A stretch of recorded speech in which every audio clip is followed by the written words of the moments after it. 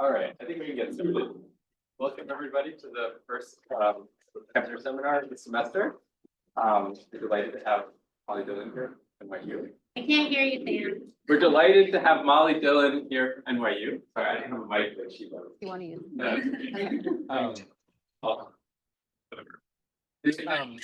Okay, so our story begins in 1781 with the publication of Critique of Pure Reason. No, I'm kidding. Our story actually begins in 300 BC with the publication of Euclid's Elements.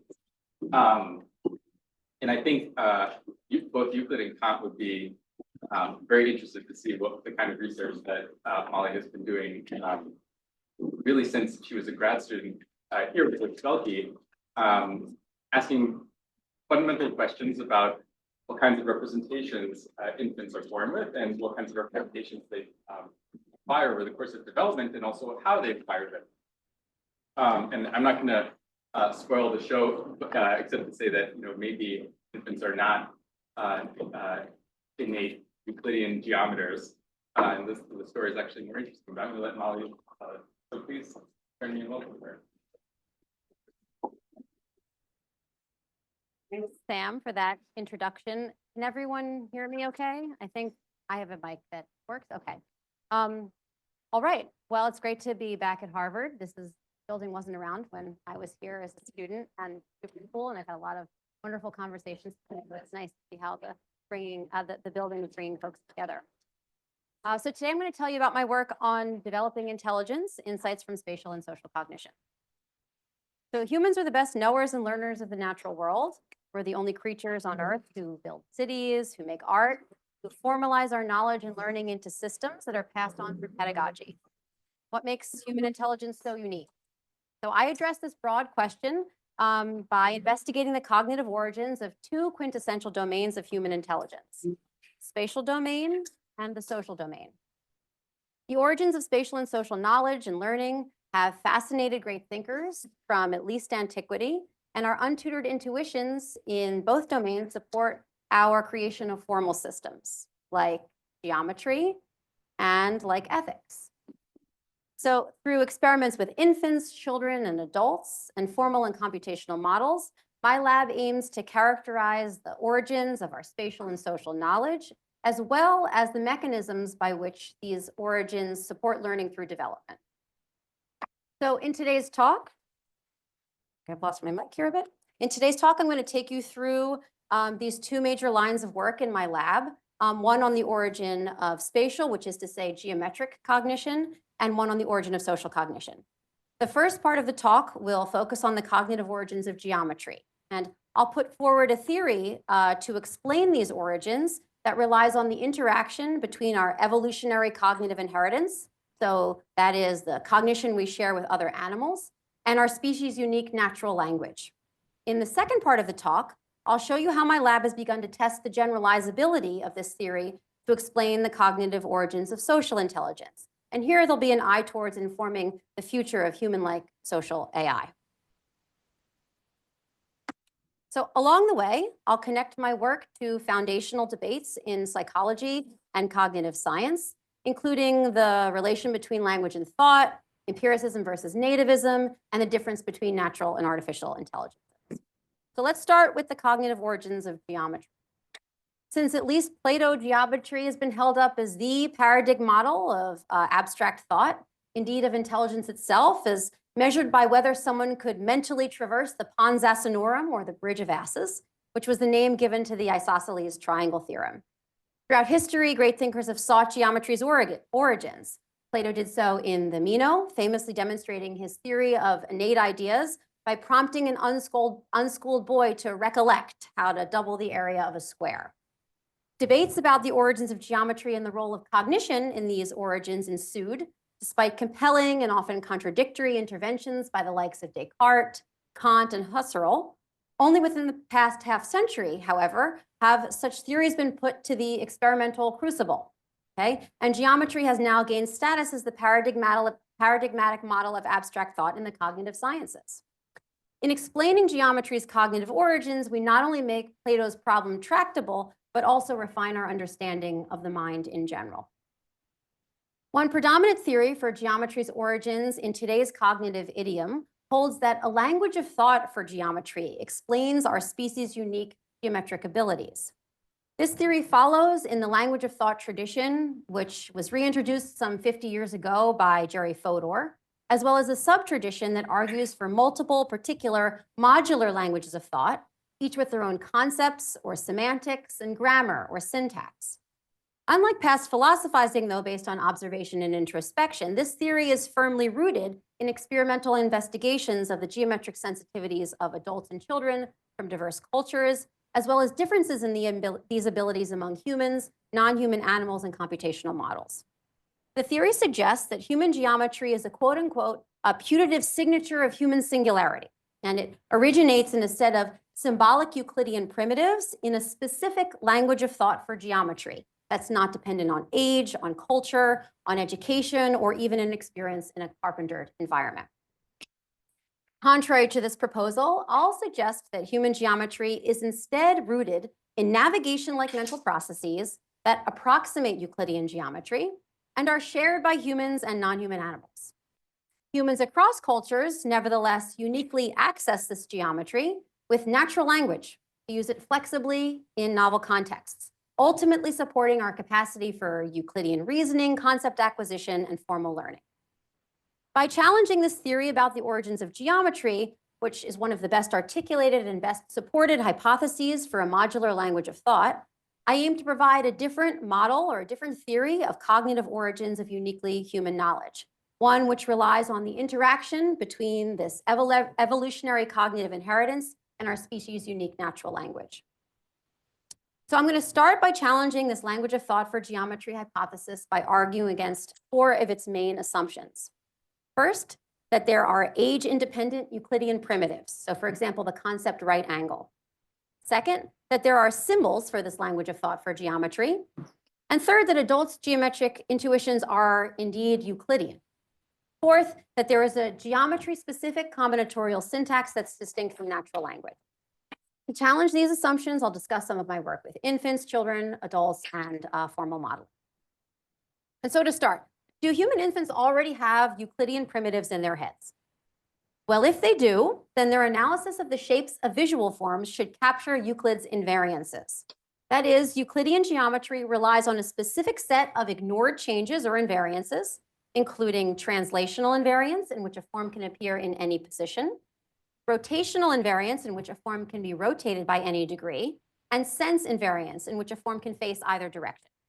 So for Euclid, a 2D form is thus analyzed in terms of its shape, regardless of its position, its orientation, and its sense. So all of these figures here on the screen would count as the same shape despite their different positions, orientations, and facing direction. So can infants ignore all of these changes too and focus on Euclidean shape? In 8 experiments, we tested different groups of 7-month-old infants who saw rapidly changing displays in which on one side of the screen, a simple 2D figure changed in size only, while on the other side of the screen, 2 forms changed in size and shape. And the basic idea with this change detection looking time paradigm is that infants look longer at the side, if infants look longer at the side in which there is a change in size and shape, that means that they notice the shape change over and above all of the other changes that are happening on both sides of the screen. So in each of these 8 experiments, infants saw 4 60-second blocks in which they could look as much or as little as they liked. And we controlled for various non-shape factors that could have driven infants looking. And we always varied the position of the figures within the bounding rectangle. In some experiments, we included unlimited orientation changes and sense changes, consistent with all of Euclid's invariants. And in other experiments, we limited these changes to see how it affected infants' performance. So here's a snippet of our stimuli from experiment 1. And we have a triangle changing in size here on the left side of the screen. See it right here. And then we have 2 differently shaped triangles changing, alternating on the right side of the screen. So we started here, as you can see, with these limited orientation changes and no sense changes to see if infants could do this kind of thing at all. So this graph's going to show you the proportion of infants looking to the shape change side with greater than 0.5 looking, indicating that infants detected the shape change. And so infants in this first experiment detected the shape changes in triangles with limited orientation changes and no sense changes. So in the next experiment, we introduced full changes in orientation, 0 to 359 degrees, as well as sense changes to be consistent with all of Euclid's invariants.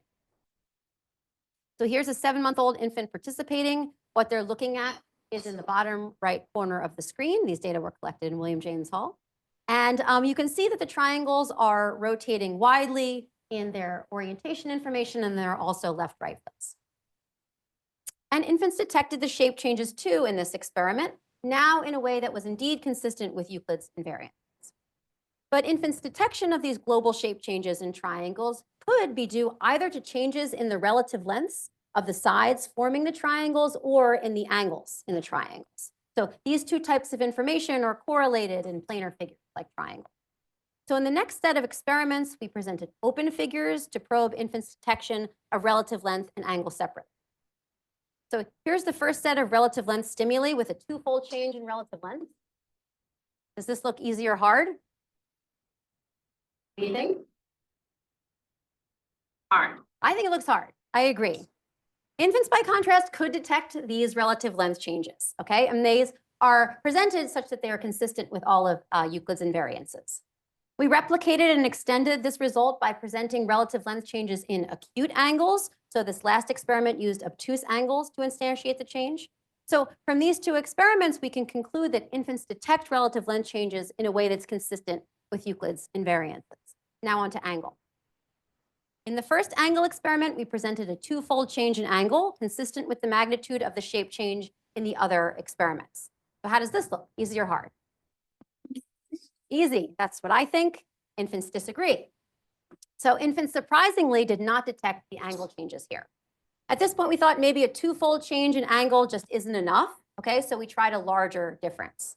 The next experiment presented a difference of more than 4-fold. But infants couldn't do this either. So then we tried a nearly 7-fold change in angle, but infants couldn't detect that change either. At this point, we thought maybe it's the case that infants actually just can't detect angle changes in a way that's consistent with Euclid's invariances.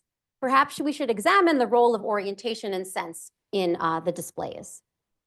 So we went back to this 2-fold change in angle and limited the rotation to plus or minus 30 degrees and removed the sense changes. The stimuli looked like this. And here, infants did detect the angle change, and their looking pattern was different, moreover, from the first experiment that presented the same angle figures, but at unlimited orientations and with sense changes. So what does this tell us? It tells us that infants' analysis of the shapes of visual forms does not capture the geometric invariance of Euclid's element. In particular, infant sensitivity to angle is rotationally dependent, not rotationally invariant. And so this finding challenges the idea that there are age-independent, specifically Euclidean primitives supporting our geometric thought. Proposals for Euclidean primitives, nevertheless, focus on potential special case angles, like parallel lines or right angles, not on angle in general. No studies, to my knowledge, have tested infant sensitivities to such special case angles, but my lab is doing this work now. I predict, however, that infants will not succeed in discriminating these special case angles either, unless these angles are presented at limited orientation. And the reason for this predicted failure and caveat is that infant shape discrimination may be best described not by a sensitivity to Euclidean geometry, but rather by a sensitivity to shape skeletons, the abstract hierarchical structures that most clearly distinguish the shapes of living things, a sensitivity shared with many non-human animals. So the relative lengths of the limbs in shape skeletons are highly diagnostic of the kind of living thing a shape is, for example, a dog versus a fish. But the angles at which such limbs meet are not so diagnostic. Imagine a plant swaying in the wind or an animal in motion.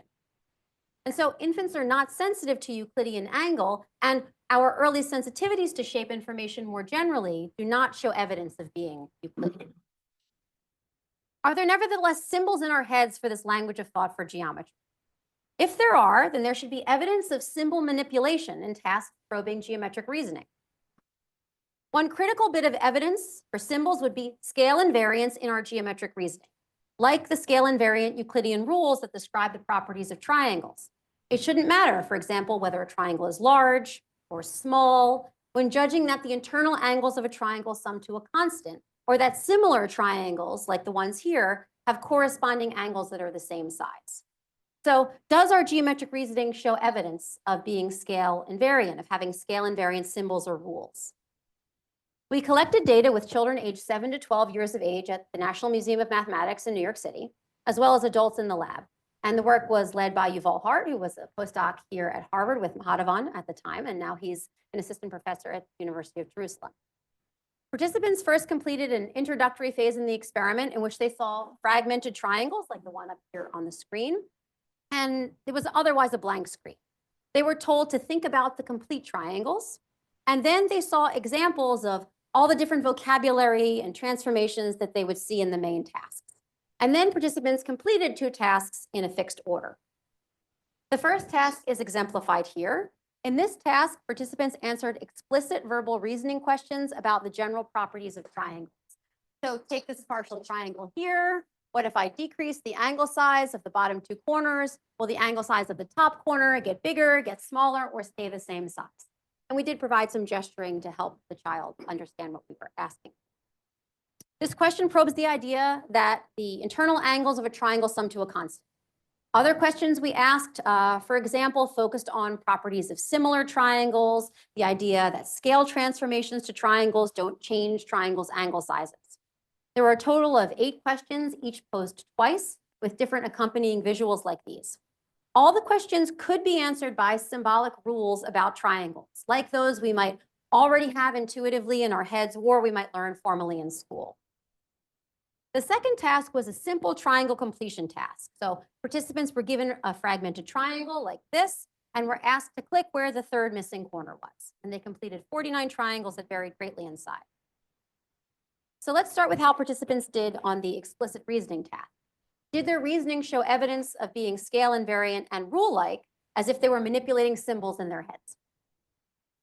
Consider this question. What happens to the third corner when the other corners move out or move in? Okay. The correct answer is that such changes result in similar triangles, so the third angle would stay the same size. So the graph of participants' responses I'll show next will have that answer stays the same size outlined in red, so you can see. So these are older children. They got this answer right more often than younger children, but they didn't do so above chance. Adults did get this question right above chance, but in this study and in another study we ran with just adults, there was striking evidence of scale dependence in their responses.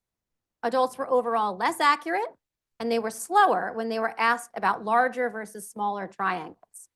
And such scale dependence runs contrary to the scale invariance of Euclidean rules and thus provides evidence against symbol manipulation in our geometric reasoning. So what kind of mental processes might support reasoning with such scale dependence? Well, looking at participants' responses to the triangle completion task provides a key insight. So here's an example of an 11-year-old child doing the triangle completion task. It's sped up, but you'll see different triangles that the child responded to here. And then you'll see the video freeze occasionally with a red border to give you a sense, a little more time to focus on the child's response.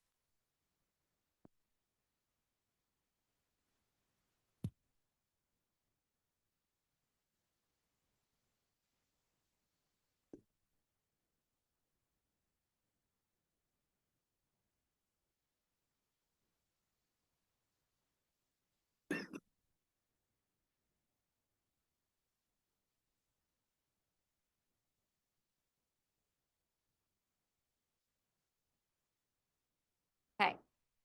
You might have noticed that there's more error in absolute terms when the triangle is larger, okay? Maybe the child also takes a little bit longer for larger triangles. However, you might have also noticed the child's in fact pretty good, even when the triangles are larger. So we modeled participants' errors, and the model that best captured the error was based on a correlated random walk. So a statistical model, which has also been used to describe the navigation behavior of a variety of non-human animals, from sharks to dung beetles. And the model revealed that participants' triangle completion was indeed scale dependent. There was more error in absolute terms for larger triangles, but it also showed that the scale dependence was strikingly not Euclidean. In particular, participants' triangle completion was more accurate and thereby less scale dependent than would be predicted if they were simply estimating the intersection point of two straight lines originating from a triangle's two given angles with some error. An estimation using straight lines would result in a specifically Euclidean linear scale dependence. However, the sublinear or better than Euclidean scaling of our error in participants' localization indicated the presence of another factor at play.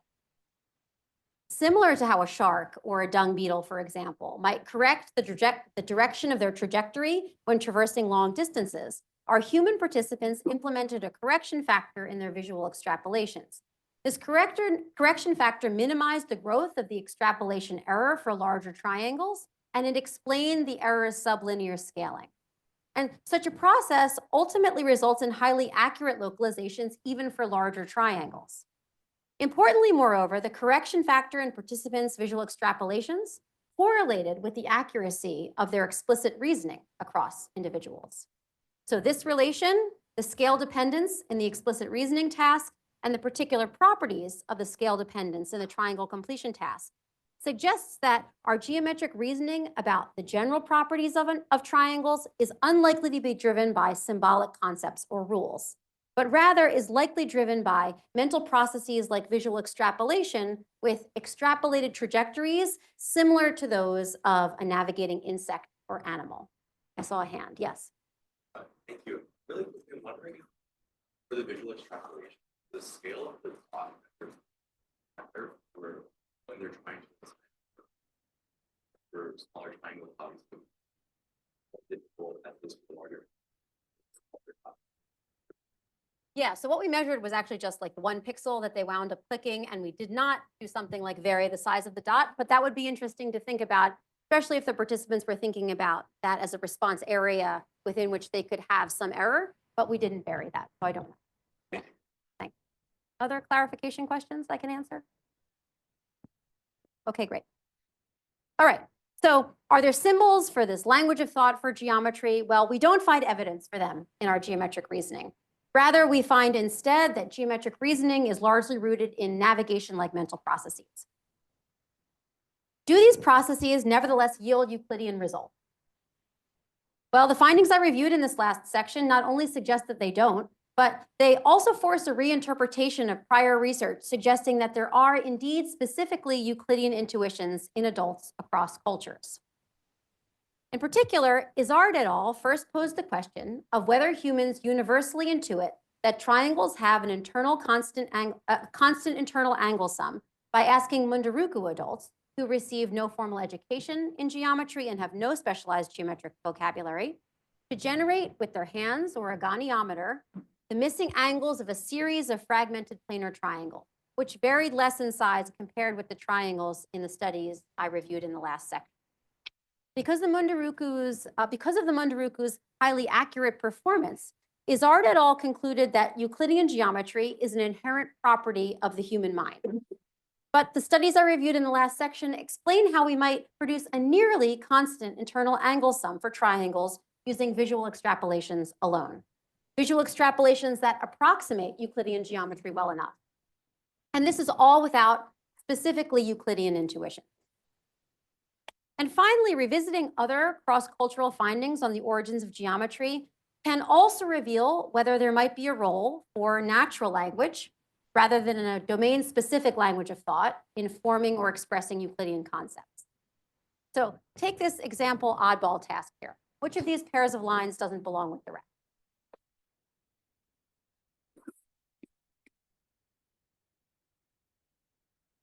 Saw 1 point, I think maybe. There's a couple points. Okay, great. So it turns out these pairs of lines vary continuously in their angle relations, but one pair of lines presents a right angle. It's this one. And you probably picked it. At least most adults educated in the US in formal geometry, like some of you, do. It turns out, though, that you don't have to be educated in formal geometry to choose this pair of lines as the oddball, as long as you're an adult. Okay? Indeed, another study by Izard et al. Found that Munduruku adults choose the right angle more often than the other choices as well. While no Munduruku children were tested, US children were. And by age 7 years, US children also start to choose the right angle. Curiously, Izard et al. Found that if US children knew the term right angle or perpendicular which was measured after their participation in the oddball task, then they were more likely to choose the right angle as the deviant. Such knowledge is, of course, not required to pick out the right angle, since the Munduruku individuals who chose the right angle didn't have such a specialized vocabulary. So how might we explain all of these results? I suggest that picking the right angle on this task can be explained in 3 ways, with varying roles for language, but with no need for a specific, geometric-specific language of thought. So participants could pick out right angles by using their visual extrapolations alone. They could do so by learning the specialized term in natural language, or they could do so by learning non-specialized terms in natural language. So let's go through each of these explanations. First, visual extrapolations alone can explain picking out right angles by adulthood based on a perception of angle equality. Recall that visual extrapolations by adulthood across cultures approximate Euclidean geometry well enough to support judgments of angle equality for similar triangles. So we saw this in all the studies about triangles I reviewed, with adults judging that similar triangles have corresponding angles that are the same size. Tellingly, perhaps, Euclid's own definition of a right angle relies merely on the perception of adjacent angle equality. When a straight line is standing on a straight line, when a straight line standing on a straight line makes the adjacent angles equal to one another, each of the equal angles is right. This is definition 10. Adult geometric reasoning, even Euclid's, may pick out the special feature of a concept like right angle based on the perception of angle equality. This is a way to explain the cross-cultural success in picking out right angles, and critically, it relies neither on natural language nor on a geometry-specific language of thought. The suggestion also makes some predictions that could be tested in further studies. So for example, if there are effects of equality on detecting right angles, one could use different right angle stimuli like these, predicting that the more examples of equality there are, the easier it would be to identify the right angles. A second way one might pick out the right angle is by learning a specialized natural language term, or the word that describes the relation. So the term perpendicular or right angle. This learning likely takes a while, as learning similarly abstract words might take, for example, spatial terms like left or right. And it could explain the findings that there is a relation in US children between picking out the right angle and knowing the relevant term at 7 years. And so once the term is ensconced in the lexicon, you'll get these effects, like it's easier to pick out right angles in an oddball task, or easier to remember right angles in a memory task. Indeed, I've shown this kind of pick out advantage in educated French adults, where the threshold of angle detection is much smaller for angles when there is a right angle present, either as the reference figures or as the oddball. And so here, natural language is driving the effect with no need for a geometry-specific language of thought. Finally, there may be a different role for natural language, in particular, a role for learning non-specialized terms with specific geometric content that could implicitly drive performance and recognition, memory, or reasoning about particular kinds of geometry. For example, think about a preposition like across, as in the board lay across the railway bed, which inherently conveys certain geometric relations. For example, perhaps the relation of perpendicularity. Closed class spatial prepositions like this exist across languages, including in Munduruku, as my colleague Pierre Pica kindly shared with me. So the idea here is that such terms in the lexicon as well, to the extent that their meaning is consistent with the geometry of perpendicularity or the geometry of any other Euclidean concept, could explain the Munduruku adult's performance on certain geometric tasks without a specialized geometric vocabulary. Yeah. The first one? Yeah. I think the argument is convincing. There's just that I'm thought about is why is angle equality, in particular, these particular angles, a salient predicate for children? I don't think it's necessarily a salient predicate. So do you mean like why should right angles be special for kids? Yeah, I'm just wondering, like, is it possible that kids pay attention to this particular kind of angle equality because they have some innate knowledge of right angle? That's what makes it do it. So I think what I'm trying to argue is that there is no special perceptual sensitivity to angle, and probably not right angle either. But if there was a particular feature, a perceptual feature of right angles that made it stand out from any other angle, it would be this feature of equality. And something like symmetry is something that babies are sensitive to from early on. So there may be this, so certainly in adulthood, right, we can talk about equality as a feature that will pop out at us, right, as it did for Euclid. So I think you could make the argument in either direction, but there doesn't seem to be evidence that there is this larger concept that would be driving attention in this particular way, but rather that there's probably this very salient perceptual feature that could be emerging through development that then you can label more easily. Yeah, yes. Yeah, and could it simply be that by a certain age, say 7, that children have seen so many, there's a cluster in feature space representing right angles because they've seen so many examples in the constructed world by that time. So it doesn't seem to matter on there being a carpentered environment, right? So you see these kinds of effects, these effects in adulthood, regardless of the kind of environment that individuals grow up in. That said, in natural scene statistics, there are a lot of perpendiculars. So it could just be out there in the natural world. I think there is developmental change in the precision of angle discrimination. So we see improvement in the extrapolation abilities and the link between those extrapolations to explicit judgments through development. So not until about 10 to 12 years of age are kids responding like adults on these questions about similar triangles. And it's a question about what's developing. So is it the case that just the discriminability of angles becomes more precise with age based on visual experience? Or is it something about linking the words of the question to the particular kind of judgment that we're looking for? In the modeling work, we did find that the local noise in an extrapolation shrinks as folks get older.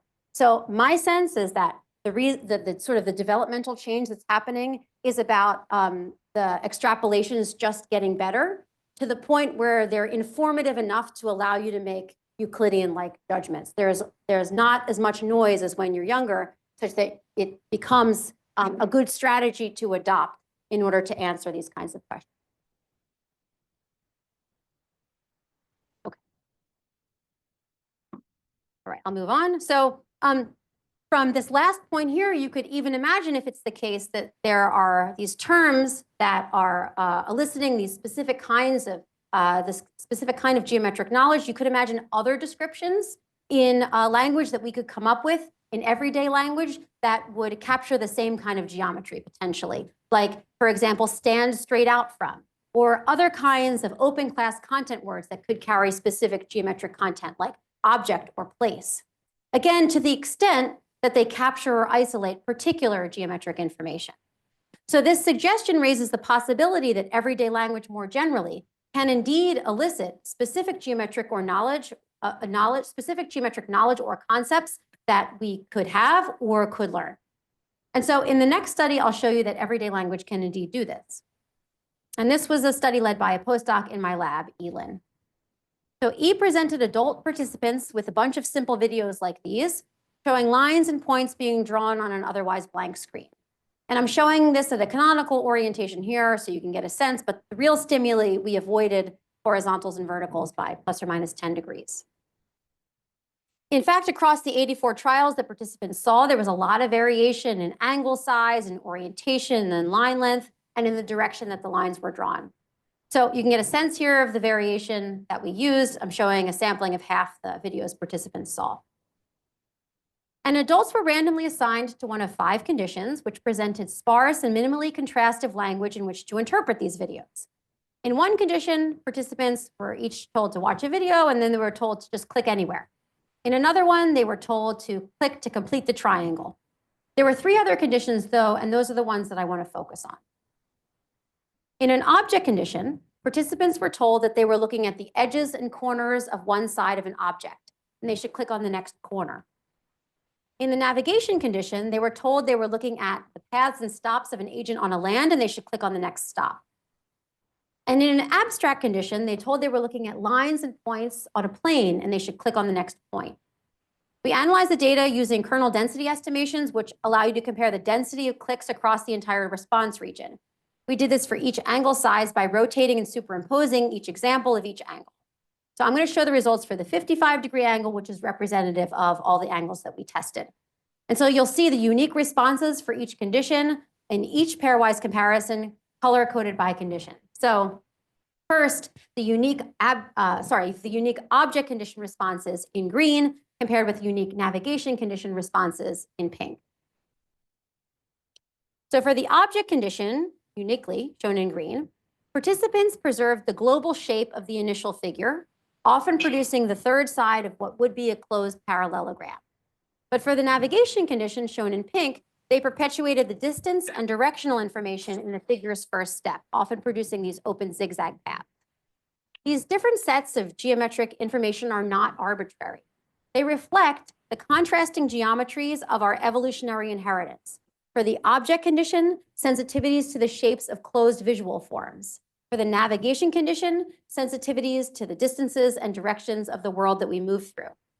The simple and minimally contrastive everyday language used in this manipulation, words like object and place, were enough to elicit this unconscious geometry, which we share with other animals and use to interact with the physical objects and places of everyday life. Language may implicitly isolate or draw our attention to the geometries that define objects and places and activate those geometries. But let's not forget the abstract condition. We were not only interested in the foundational geometry that everyday language can evoke, but also the geometry that specialized vocabulary like point and line can evoke. So here's the comparison between the navigation and abstract conditions. So strikingly, there were no condition-unique responses when comparing the navigation and abstract conditions. But when looking at the object versus abstract conditions, by contrast, you can further see that adults' responses in the abstract condition look like adults' responses in the navigation condition. So adults perpetuated the figure's distance and directional information, producing these open zigzag paths. So as in the wide range of studies probing human geometry I've already reviewed, participants in this study too showed navigation-like responses. I should also note that we replicated and extended these findings in a second experiment where participants weren't limited to just one click, but were allowed to make up to 10 clicks in case there was something idiosyncratic about the one-click response. So the findings from this experiment force us to re-examine the role of natural language in eliciting abstract, symbolic, purely Euclidean intuitions. This includes re-examining past findings that make claims about abstract Euclidean intuitions, in particular, based on tasks that use navigational language. So for example, to test the Munduruku adults' intuitions about the general properties of points, lines, and figures, participants were explicitly asked to imagine points as villages and lines as paths on a land. While such descriptions elicited Munduruku's accurate Euclidean judgments, at least to the point at which they were indistinguishable from the judgments of educated French adults, the fact that everyday navigational language engages intuitive navigational geometry, as I showed in E's study, challenges the idea that what was actually being elicited in the Munduruku adults was fully abstract or purely Euclidean. Munduruku participants could have solved these seemingly abstract geometry questions with navigation-like mental processes evoked by natural language. And so I propose that the sophisticated proto-mathematical intuitions for both arithmetic and geometry that can be revealed in all humans may actually be intuitions about navigation, revealed not only in all humans, but also in non-human species, from zebrafish to newly hatched chickens. Further, instead of language causally contributing causally to awaken abstract concepts of geometry, I suggest language may instead activate that same foundational geometry for navigation that we humans share with other animals. My last point here nevertheless demonstrates what I think makes human geometry truly unique: the interaction between such foundational shared geometry and our species' unique natural language. What's different for us humans with language versus non-human animals without language is that we humans can access this foundational geometry through words and use it flexibly in novel contexts. At least some everyday words or a brief collection of such words may isolate and access this geometry more or less directly and allow us to use it in a judgment or reasoning task. If my suggestion is correct, then everyday language can reveal the persistence of our evolutionary geometric inheritance into adulthood across cultures, and thereby support our uniquely but universally human capacity for learning formal geometry from such foundations. This last claim is supported by my findings from 3 randomized controlled intervention studies I've run with my collaborators in impoverished areas of Delhi, India. These interventions use games we designed to improve math learning and narrow poverty-induced educational achievement gaps. We saw the longest lasting effects on children's math learning when the games linked intuitive, non-symbolic, visual representations of mathematical concepts with language over games that use the visual representations alone or the language alone. And so the basic research I've presented here today about the interaction between our foundational geometric sensitivities and language thus has both theoretical and translational impact. So to return to the perennial question, what is the origins of geometry? They are multiple, but they do not require their own modular language of thought. More broadly, and perhaps more surprisingly, the unique cognitive achievement of human geometry originates from the interaction of cognitive abilities shared with other animals and our species' unique capacity for natural language.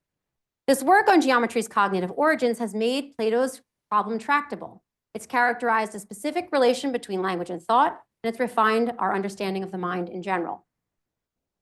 In providing an alternative argument to the language of thought for geometry hypothesis, I also show the rich scope of this theory I've introduced, which in turn calls for explorations in other domains to see whether and how our evolutionary cognitive inheritance and our unique language faculty might interact, as in, for example, our experience of the social world. So the second major thrust of my research program has thus begun to test the generalizability of this theory to this different domain of uniquely human intelligence, social intelligence. Since at least Aristotle, who rightly noted that we humans are not just animals, we are social animals, philosophers and political scientists have sought the origins of human social intelligence. They've often done so by trying to elucidate our foundational social motivations. For example, we are naturally nasty, as Hobbes would have it, or noble creatures by nature, a la Rousseau. And then use these ideas about our nature to build formal systems of ethics and morality that either complement or counterpoint whatever kinds of creatures we are. Take John Locke's essay concerning human understanding, for example, in which he provides a definition of person. Person is a forensic term, appropriating actions and their merit, and so belongs only to intelligent agents capable of law, happiness, and misery. In his definition, Locke points out that persons are simultaneously agents who take intentional and intelligent actions, as well as social beings who have shareable phenomenal experiences like happiness and misery.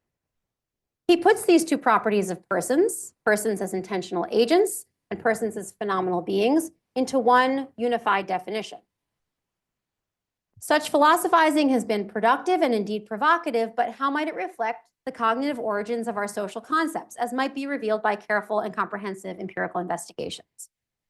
Over the past 2 decades, bodies of empirical work in the cognitive sciences, like those from Dan Wegner and Kurt Gray, for example, have suggested that across cultures, our reasoning about descriptions of others' mental states falls along 2 orthogonal dimensions.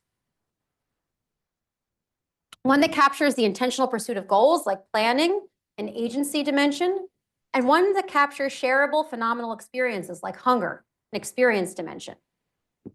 And adults judge that different characters are more or less capable of having these different kinds of mental states. Adults readily endow, for example, robots with agency but not experiences, but newborn infants with experiences but not agency. Notice that you all are there in the upper right corner, happily unified agents and experiencers, which is to say full persons. So while language can bring these 2 ways of thinking about people together, as in Locke's definition, it appears that language can also tease these 2 ways of thinking about people apart, as in Gray et al.'s descriptions. So recent research in social cognitive development has begun to suggest that these 2 ways adults can think about people may actually be rooted in dissociations present in our earliest social knowledge. And we might actually rely on language to bring these 2 ways of thinking about people together. After all, Locke included both kinds of descriptions in his definition, which he called forensic, which is to say constructed to meet the needs of legal and moral reasoning. Dissociated knowledge about people as intentional agents versus people as phenomenal beings may thus persist through the lifespan and be both combinable and also isolatable through language. We aim to test some of these ideas by seeing whether there might be a connection between developing judgments of phenomenal versus intentional mental state descriptions as charted by Gray et al., and one of infants' earliest social cues, gaze direction. In the interest of time, I'm not going to talk about this study today, but in short, what we found is that there is such a connection. So what does all of this mean? Well, if in adulthood, our social concepts have indeed been built on such pre-linguistic intuitions that are engaged by language, then these intuitions may continue to affect our mature, linguistically driven social reasoning, including our entertaining of moral dilemmas and other intractable ethical aporias.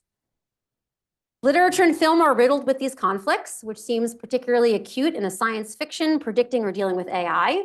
So when watching Blade Runner, for example, we must ask, should we retire replicants as machines, or is this actually the murder of a person? Important implications for building human-like social AI are inevitable, which is what I'll turn to next. So AI has advanced quickly in the creation of powerful algorithms with immense social import. But at present, what we build into AI comes from our adult abstract concepts. I'd suggest that despite how complex our algorithms are, this approach might be too simple, belying the complexity of our adult concepts, which are not as unified as we might think. So while some might want to talk about AI ethics in the context of an AI with better than human predictions of social behavior, in the next series of studies, I'll suggest that this discussion might wait for AI to attain as good as human infants' prediction of social behavior. So how can we get there? In my lab, we're first aiming to provide a comprehensive account in engineering terms of infants' foundational social intelligence. Second, we want to evaluate whether that social intelligence might come from innate priors or experience in a way that could inform the design of computational models. And third, we want to determine whether and how AI systems might actually be able to capture infants' social intelligence. So to start, how do we get this comprehensive account in engineering terms of infants' foundational social intelligence? Comprehensive accounts in developmental psychology in general and infancy research in particular are typically built up from decades of findings across myriad studies, with each study relying on its own materials and methods, so live actors versus animations presented to different groups of infants. Inspired by methods for theory building and machine learning research, however, we decided instead to pioneer a new infant benchmarking paradigm, which enabled us to comprehensively test infants on a variety of foundational expectations they might have in the social domain. And thus our first benchmark, the Baby Intuitions Benchmark, was born. This work was led by Kanish Gandhi, who was an RA in the lab and is now a doctoral student in computer science at Stanford, and Gala Stojnick, a postdoc in the lab. BIB includes 6 tasks, each exploring different possible expectations an observer might have about the intentions driving agents' actions. Since our aim was to test both infants and machines on BIB, we faced several design challenges. Just think about the small-scale nature of behavioral work with infants versus the nature of large-scale machine training and evaluation, let alone the limited repertoire of behaviors infants can exhibit to express their knowledge. So we decided to use the violation of expectation paradigm, which is commonly used to test infants, and capitalizes on the idea that infants look longer at what surprises them, that is, outcomes that violate their expectations.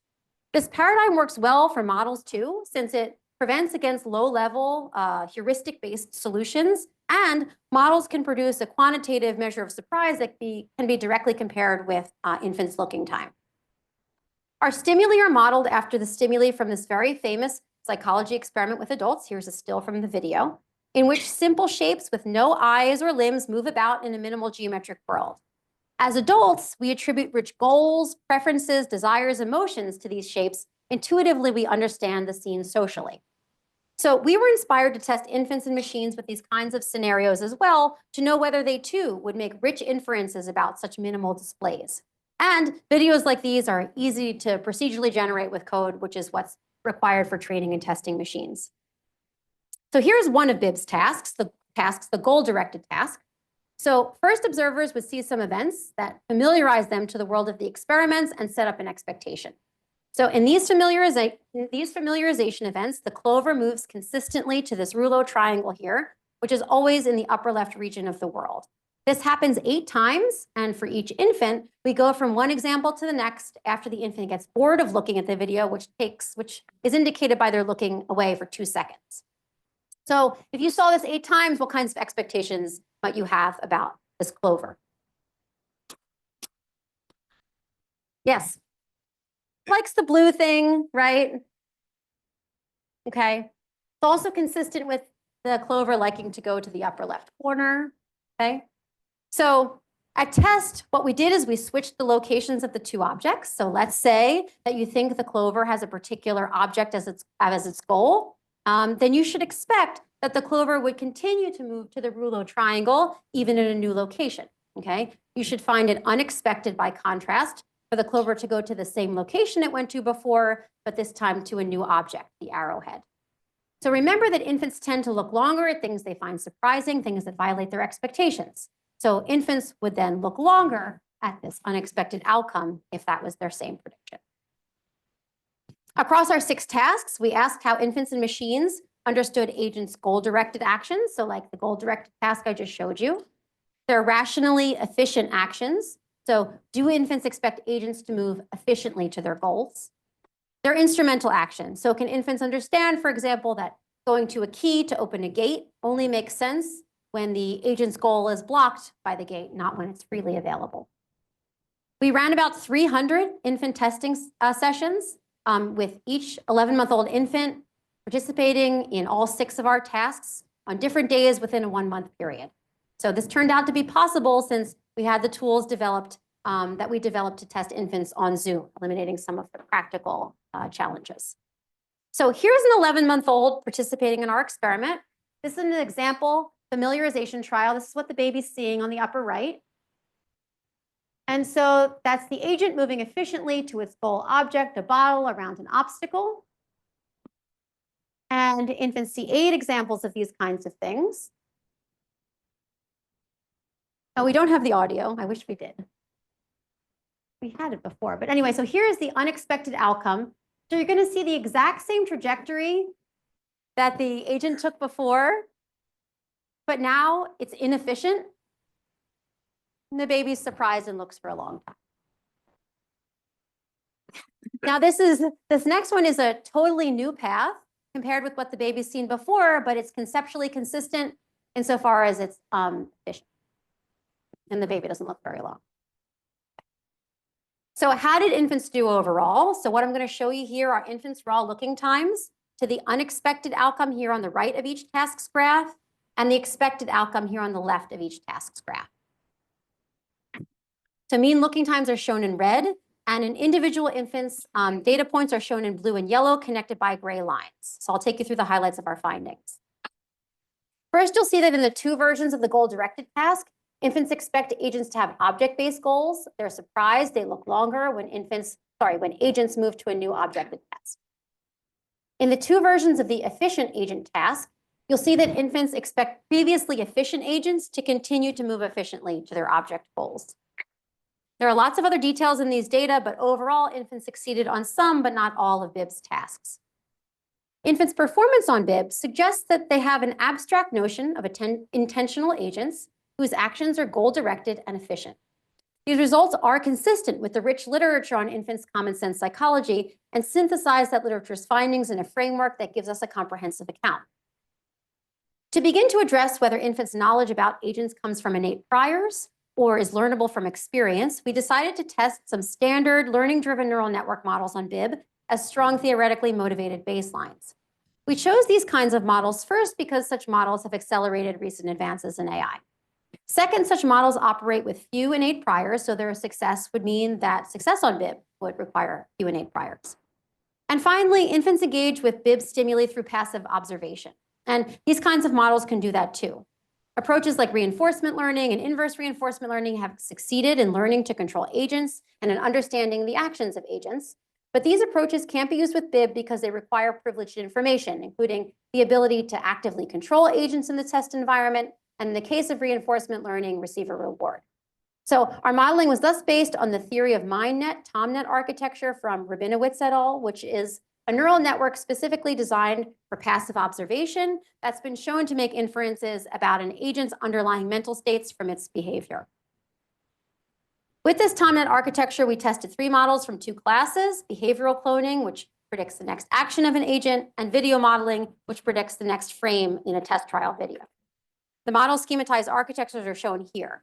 The models were trained on thousands and thousands of videos from Bib's background training set, which we designed to have key information relevant to succeeding in the evaluation, but the evaluation needed novel combinations of that key information. Moreover, the background training only included expected outcomes, so you couldn't use labeled training, for example. So how did the models do in comparison with infants? So what I'm showing here are z-scores of infants looking times in red. So these are the same data that you saw before, just now shown as z-scores. And the models who produced continuous surprisal scores will also be measured here as z-scores are going to be shown in gray. So as you can see, the models performed quite differently from infants. For example, in the goal-directed task, the models either expected the agents to have goals based on location, not on particular objects, or they formed no relative expectation.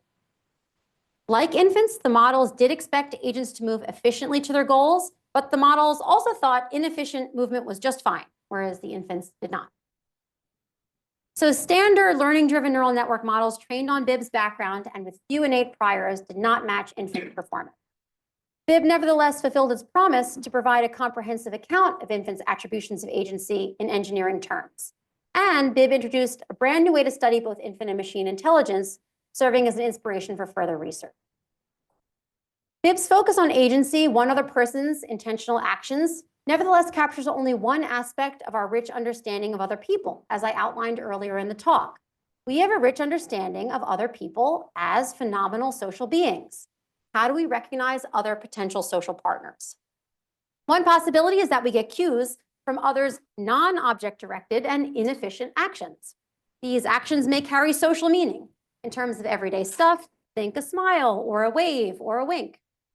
So looking forward with Bib's approach, we can thus begin to address an even broader scope and application of our work, going beyond relations between single agents and objects to explore attributions of affiliation and agency and affiliation, agency, and social relationships among agents, thereby informing, for example, AI aiming to operate in multi-agent settings. So our work continues, and it's being led by a graduate student in my lab, Shannon Yasuda. So first, as you may have guessed, Bib got a little sister, Bib 2. And Bib 2's 6 tasks probe common sense social intelligence by looking at infants and model sensitivity to social actions like imitation. The first 3 evaluation tasks focus on judgments about agents who imitate other agents, when those imitating agents do or do not act on objects and do or do not act efficiently.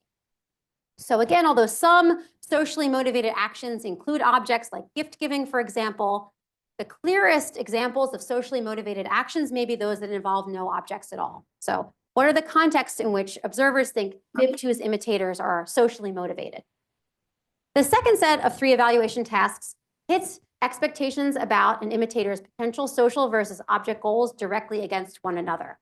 So while data collection with infants is ongoing for all 6 of Bib's tasks, we have completed a small-scale study on initial versions of the social and asocial tasks with 15-month-olds.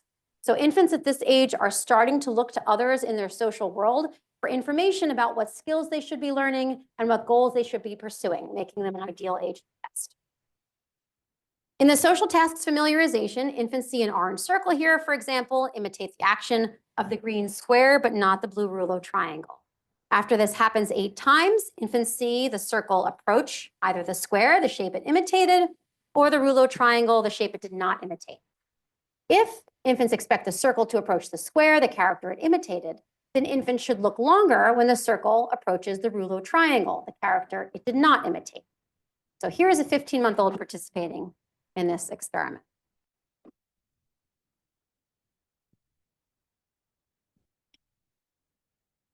Good baby sounds. So here is the circle imitating the square.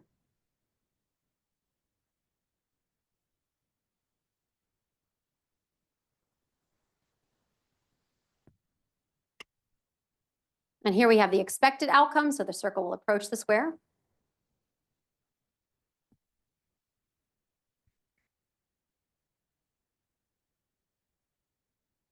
And you can see that the baby is attentive, this outcome. And then the unexpected outcome has a circle approaching the blue Rolo triangle.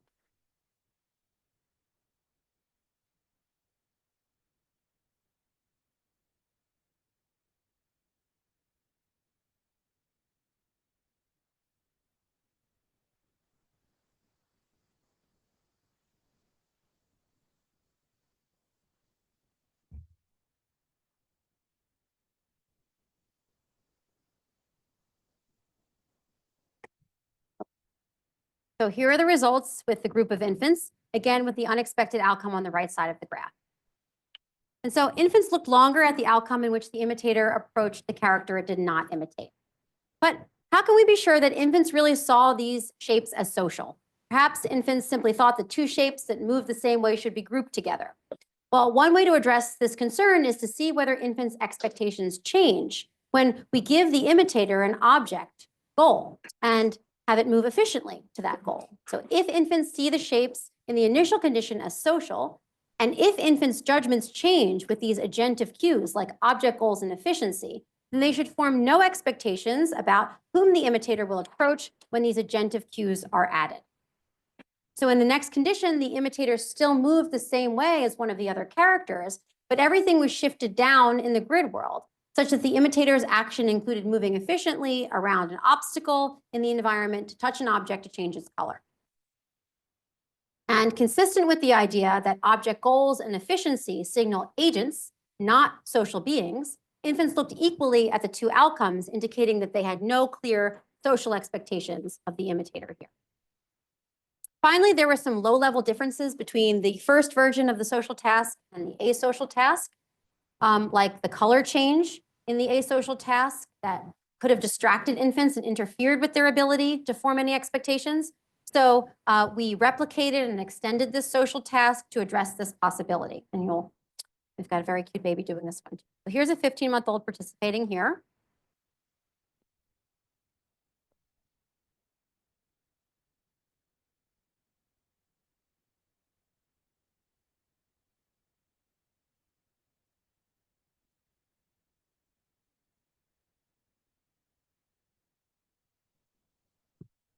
So we had the color change happen to the agent instead of the object because it was really hard to change the color of the object without it looking causal in some way. Moreover, we didn't want to distract the baby's or attract the baby's attention away from where the relevant action happened. We changed the color.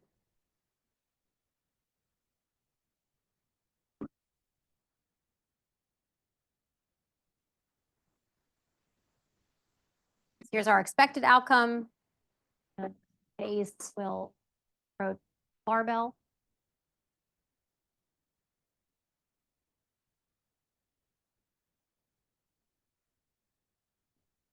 And here is the unexpected outcome, the base of the shape.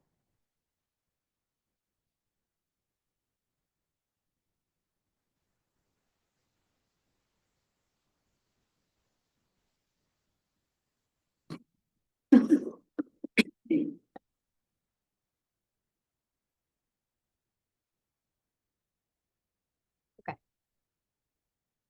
So we replicated our result here with another version of social task that had a color change.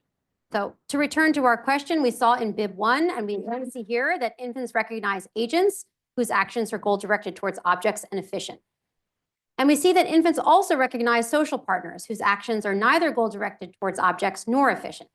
Infants have these dissociated ways of thinking about people as either intentional agents or social partners. And these ways of thinking about people can be engaged by these highly minimal scenarios.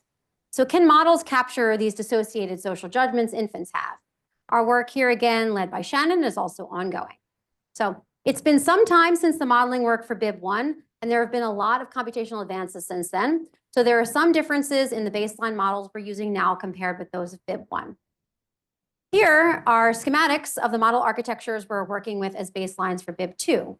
These are still learning-driven models with few innate priors. A key addition, though, is that we're incorporating learned embeddings from a model trained to predict video data from the SACAM-S data set. So SACAM-S includes almost 200 hours of naturalistic egocentric video recordings from an individual child, recorded from when the child was 6 months to 2 years of age. Both developmental and computational communities are interested in such data sets because they can start to address questions of learnability from experience. The first baseline's architecture is shown on the left, and it integrates a video transformer with the learned embeddings from SACAM. Prior to testing, the model's trained on BIB2's background training, which we again designed to have key bits of information relevant to success in the evaluation, but these bits still need to be combined to succeed on the evaluation. And again, background training only includes these expected outcomes. The second model fine-tunes a masked autoencoder pre-trained on SACAM using the BIB2 background training. It does iterative next frame predictions for the test trial videos. So with these baselines, we can ask, can empirically learned inductive biases from naturalistic headcam data, plus training on BIB2's background, support infant-like performance? We don't have the modeling results yet, but we're actually not predicting these models will capture infants' performance. I think it's unlikely that infants' abstract knowledge about the invisible motivations that drive other people's actions comes from early visual experience alone. But stay tuned. So for now, let's just say that these models are not able to capture infant performance. So then how can we build AI that does? Computational models of social learning and action understanding, including models applied to BIB by us and others so far, are generally taking one of two approaches. The first approach is to use off-the-shelf neural network architectures with weak inductive biases that can learn from raw visual inputs, as we did with our baselines and are doing now with our baselines. The second approach is to use symbolic methods that implement strong inductive biases, but can only learn from pre-processed state and action representations. So think something like hierarchical Bayesian theory of mind. So a longstanding challenge for both computational cognitive science and machine learning is to understand how to design a system that inherits the benefits of both approaches. So ability to learn from raw visual inputs and ability to draw on strong abstract inductive biases. BIBs provide an ideal test bed for developing such methods. And so while our baselines have focused primarily on empirically learned inductive biases, we've also been thinking about modeling that might better capture infant performance by using some built-in biases. For example, building a model that has a built-in inductive bias for intentional action. So my colleague Mark Ho and I are collaborating on this work, and we would love to hear what you think. In any event, if an aim of AI is to build the flexible, common sense social thinker that human adults become, then machines should start like adults do, from the same foundational but limited abilities as infants. The best way to start doing this, I think, is through direct comparisons of infant and machine performance. This may be hard-won, but possible, especially through interdisciplinary collaborations. So to return to the talk's overarching goal of elucidating developing intelligence. These case studies in spatial and social cognition each explore how human intelligence might originate in our limited pre-linguistic intuitions that are then built upon by language. If we want human-like AI, then elucidating these intuitions and seeing their relations to adult cognition and cultural achievements will be crucial. The time is now. You may have seen last year's exciting results from Google DeepMind's alpha geometry. So this was a major advance in how AI does geometry, in particular Euclidean geometry. Alpha geometry is a neurosymbolic system that uses both symbolic deductions and a generative language model. It solved 25 of 30 international mathematical Olympiad problems, which is the level of a gold medalist and more than 2 times the previous state-of-the-art model. The authors of the paper invoke differences between human and artificial intelligences to suggest improvements to the model. So for example, adding higher level rules and prior theorems to give AI our powerful shortcuts. Alpha geometry may exceed human achievement and begin to prove undreamt of theorems, but it will always be human friendly to the extent that we'll be able to plot along step by step to verify its proofs. Verify, yes, but understand, follow. Whatever else we might want to add to this model to improve it, we might also consider the results I've shown today.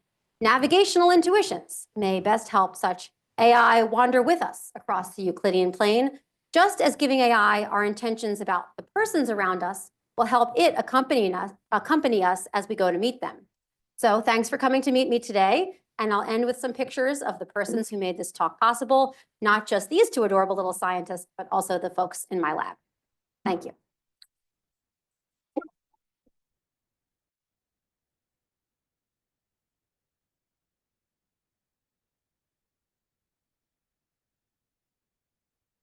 Did I? Okay, yeah, I saw this hand first. Yes. This is honestly kind of a philosophical question to a large extent, so feel free to punt it as outside your domain. Okay. And, you know, you spent a decent amount of time talking about how we should be making more human-like AI. And as somebody who kind of lives in the Blade Runner target audience, there's a lot of talk about whether we should be, in fact, creating personhood, but not necessarily humanhood. So I suppose part of what I'm asking is, do you have thoughts about why we want to specifically aim for humanhood beyond the theoretical utility to us? Thanks for that question. I could have emphasized this point more. If our goal is to make human-like AI, then this would be the way to do it. I think actually, and this is a pedagogical view, I think AI can best be used as a tool to do things that we can't do. And it can help us in that way. So if I were to outline a goal for AI and what I think would be most valuable, it would be to, I mean, you can think about it like an excavator. We can dig a hole, but only so well. Let's get the excavator to dig the big hole, right? AI can be the excavator, and we can dig the bespoke holes that we need for whatever other reason. So there's a big asterisk there, a big caveat. If the goal is to create human-like AI, then this is what I would suggest would be the way to do it. Yes. Mentioned, so on that similar note, that you were trying to retrain or however fine-tune your models on seductive biases to inform flashing. And you're with ML or architectures, like how would that look like? Yes, we don't know yet. We've tried a couple of things. We have not come up with a way to build in a component of intentional action, but that seems to be a critical point that would be helpful in order to understand these scenarios. So there's obviously a lot of inspiration one could take from reinforcement learning or inverse reinforcement learning, right? There are methods in those kinds of modeling techniques that have been successful for representing agency and as rational planning. So we're thinking about those kinds of things, but at this point, we don't know. And it also depends where, what kind of model we're going to look for, right? Is it going to be a fully differentiable model? We want to be able to train end to end, or are we looking for something like a neurosymbolic model of different components? Yeah. What is like intentional action? Intentional action is all the agency stuff I was talking about. So you observe me reach for my water bottle, right? You can infer what my goal is based on my goal is invisible, right? My motivations aren't directly apparent to you, but it's pretty easy for you to infer that I want to take a drink, right? So that's intentionality. That's like the aboutness about my action. Yeah. Yes. Thank you for the talk. This pertains to the first part. I'm trying to get a better intuition about the role of natural language. Yeah. As you mentioned, language is obviously convenient, like indexing and like remembering things better. But other systems are as well. You can also come up with like a label that's like not natural language, like another kind of thing that can do the exact same thing, like a label, like a vector. So like what about natural language? Is that something specific to natural language and natural positions that might be part of other systems, like the fact that we wire it up over like many years, or like I don't know what the specific role for natural language is. I think that's one of the big questions in cognitive science. I think there are a couple of possibilities though. So like one thing language could be doing is simply drawing your attention to the relevant features. And that would be a kind of superficial intervention of language like, hey, think about object features when we use the word object. That would be a less direct way to access this kind of set of spatial sensitivities. It's possible, though, that language is doing something that is more heavy-handed in creating new concepts, for example. So using operations like merge to create new concepts from, say, dissociations that could come from different foundational systems. So like you think about being able to represent a triangle based on its length, angle, distances, and directions, right? These sets of geometric representations are coming from different sets of abilities that infants have and other animals have, right? So form discrimination versus navigation. It's possible that there is an internal structure of language that's allowing these two dissociated bits of information to come together and create a new concept. So I don't know, there's a mapping problem, right? So how do you get the contents, the geometric contents to map onto that structure? But I think it's a possibility that there is a generative process of new concepts that language is facilitating. But at this point, I don't know. It could be simply an attention grabbing mechanism, or there could be some kind of deep conceptual change. Yes. I'm wondering if you can connect the predisposition, the hardwired bias towards efficiency with the idea of the uniqueness of a right angle in terms of efficiency of search. And I'm thinking of orthogonal stochastic gradient descent. Yeah. Yes. So I love that idea.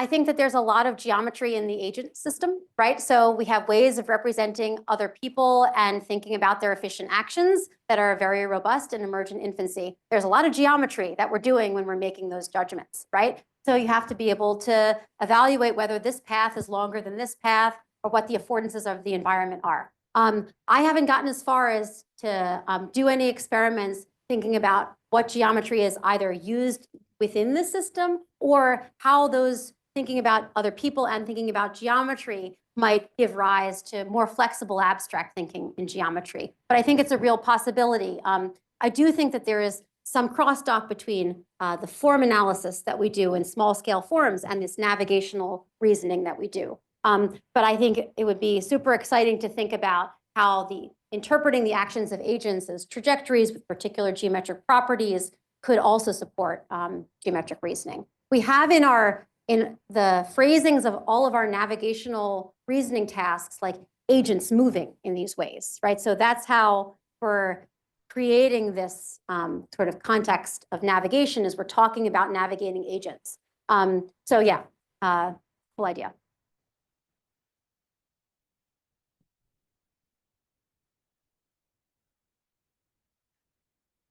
Yes. Broadly, but yeah, I think related to many of these questions, but the role of symmetry is any of the results. Like a very broad question, but specifically like for the right angle one, it looks like the perpendicular line was not perfectly in the middle of the second line. So if the symmetry was explaining that result, it would seem like it would need to be like a local thing around where these two lines intersect. Yeah. What? Yeah. I think it may facilitate judgments of equality, right? If there's something else interfering, like you have like this versus this, it's going to be easier to see the equality when there's also the symmetry. But I don't know so I know that there have been some studies with babies and they like symmetry, but I don't know how it would relate to some of these other features. But you could ask that, right? Very straightforward empirically to do these kinds of oddball tasks with various levels of equality and then various levels of symmetry. And you could find out. Yes. General question about the human AI comparison methodology. So the hypothesis you're trying to test is that one of these machine learning algorithms is learning the same way that infants acquiring an infant like past competence from infant like data, right? Then I'm just wondering if the way that you're evaluating it actually tests that hypothesis, right? Because right now what you have is agents that are trained on a training distribution that doesn't look like the distribution data that the infants, or at least it's a little bit hard to tell. There's no, it's not clear how exactly to tell how similar. Clearly, training it on lots of these video demonstrations, not exactly how you are trained. So what exactly can we include in that kind of comparison? So that was one of the motivations for using the SACAM data set. is, it is a more reasonable test of some of these learnability arguments. Right. I question that because Well, Cam is video data, but it's not, it doesn't have the rich social information that you want to train a social. I agree. So I don't think that the models are going to succeed, but I think that it is a more interesting baseline than not including that information. Plus, there are other folks who think that this is what you need. There are folks who claim that you use SACAM and you get successes on infant or childlike reasoning, object classification, label learning. I'm not super convinced by some of those findings. At the same time, I think that even the field of developmental psychology is, many folks are interested in how these models could produce results given these kinds of video data sets. But personally, I don't think that we'll get the same results. And even if we get similar looking results, I can't imagine that it's happening the same way that it happens currently. Yeah. I guess just as a thought experiment, let's imagine that we had some agent class that was extremely expressive, so it could learn, it was capable of learning the kind of ability, like, it was capable of performing the tasks that that infants are capable of performing if you train it on some arbitrarily large amount of data, right? So let's imagine that there's a sufficiently rich function class, sufficiently rich data distribution achieves infant level competence. Does that then mean that this is a good model of infant development, right? That's I guess the right, because if the question you're trying, if the hypothesis you're trying to argue against is that you don't need innate inductive biases, right? Then I'm not sure that answers that. Wait, say that again. Sorry, just the last thing. So if you give the algorithm arbitrarily large amounts of data, and let's say it succeeds in that, right? Because let's say I think to a first approximation, what your data shows is that the infants understand the structure of the task. The machine learning algorithms have not sufficiently learned the structure of the task, and that's where they should patterns of surprisal. You can imagine a scenario in which you just train them on more data, and eventually they learn the structure of the task. They show similar patterns of surprisal, but that doesn't necessarily mean it's a good model of how infants go from birth to, at 6 or 7 months producing these patterns of response. Right? Yes, I agree with you. Yes. So the reason that we're choosing these models, I mean, these are baseline models that are, I think, important given where a lot of modeling is happening these days, especially modeling that's aiming to capture human intelligence. And I don't think human intelligence is like this. And so it makes sense to show that, you have a certain pattern of, so regardless of what's going on under the hood, even the behavior is not the same, I think, at this point. But yeah, probably the models, even if they're trained like this, will perform like babies, or at least the same behavioral output. And I still won't necessarily be convinced that they're doing it in the same way. And that, it becomes dangerous at that point if you have the human performance looking, or the model performance looking so much like the human performance, and it's harder to say that they're different.